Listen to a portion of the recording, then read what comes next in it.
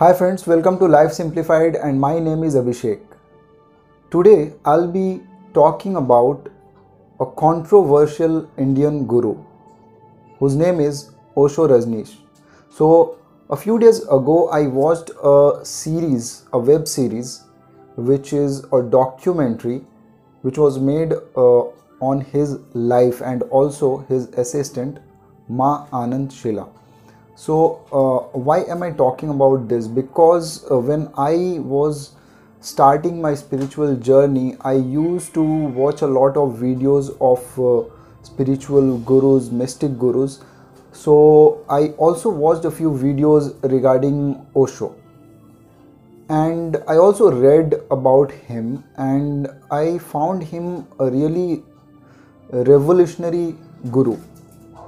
And his ideas were really bizarre about spirituality and meditation. So a lot of people find Osho a weird guru maybe, and many of people also tell him that he is a sex guru rather than a spiritual guru. But I think people misinterpreted his ideas, and he was judged really wrongly. And also the fact that he took a path which was not really, I would say, correct, and that is why his downfall happened. He was a man who had spent his childhood with his grandparents, and when he was a child, he was a really intelligent child, and he had this curiosity in his mind to question everything, and he grew up with that. He was a really bright student, and in his college days, he passed out with distinction, and eventually he became a lecturer and a professor.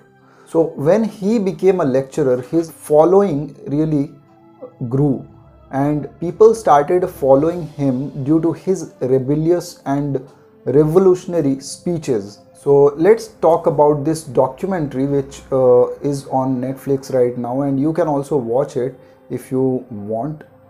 So in this documentary, what I saw is he had this ashram in Pune, and people used to go there in that ashram to learn meditation, or the kind of meditation he invented was dynamic meditation. So people used to go there, and he was literally worshipped over there, and he was also called Bhagwan. So whoever went there, many foreigners also went there, and they really liked this concept of dynamic meditation, and people were able to relate with his thoughts, and he actually wanted to spread spirituality all over the world, and he wanted to create a commune of his own, and he wanted his commune to take over the world. But the path that he took to do this, where I think he went wrong. And also the people with him who were supporting him, who were close to him, since those people were not enlightened, and Osho was said to be enlightened at the age of 21, things really did not go well during that period of time. So his ashram shifted from Pune to US at a place called Oregon. Now over there he created his own city called Rajneeshpuram, and all his followers went there to live with him in this city, and they built that city by themselves. But the problem with those people was that their commune was a really liberal commune which was not acceptable by the society and the people living around them, because Osho was someone who believed that you need to get over everything.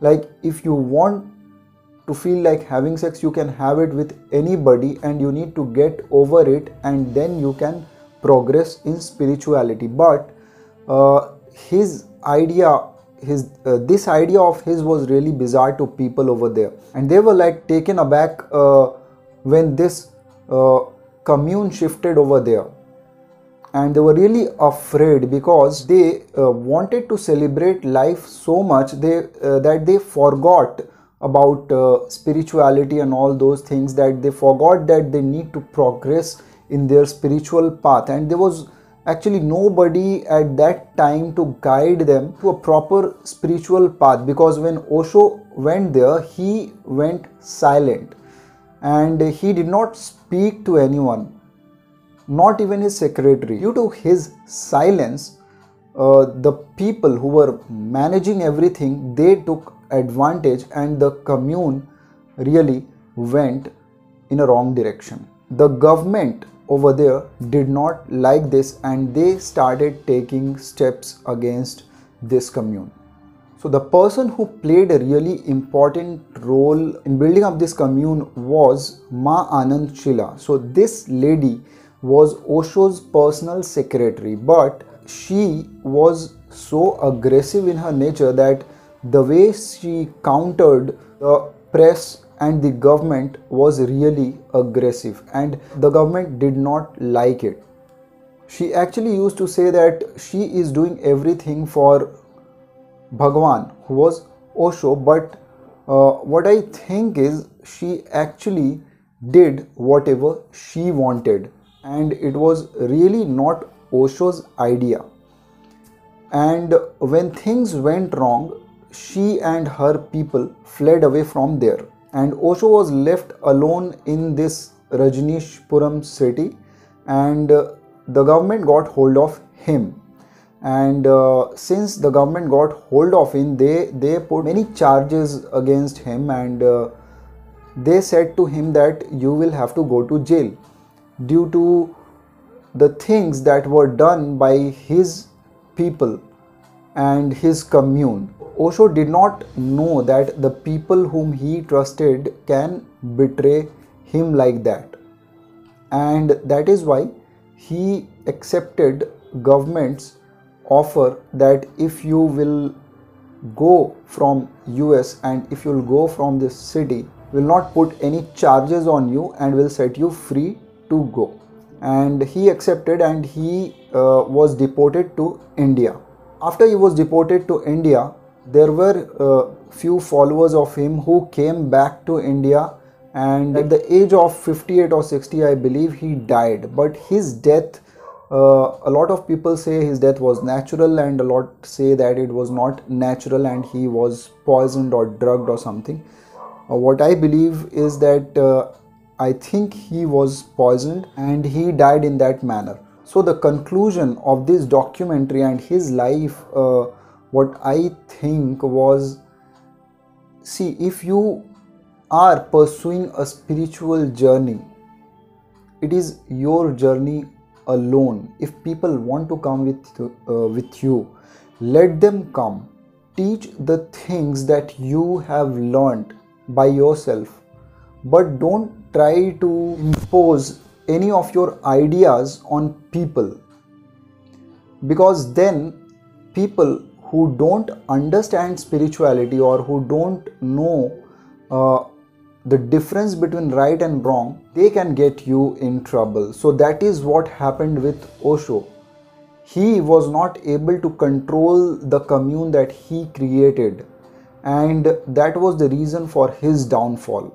Still people read his books, and there are people who love him for what he taught. Yes, I agree that whatever he taught was not really wrong. He might be an enlightened man, but his ideas, the way that he took, the path that he took was not really correct. So that was all for today, and this is a great documentary and you can watch it on Netflix. If you liked this video, please give a big thumbs up, and if you have not subscribed yet, please subscribe. See you till the next video. Bye bye.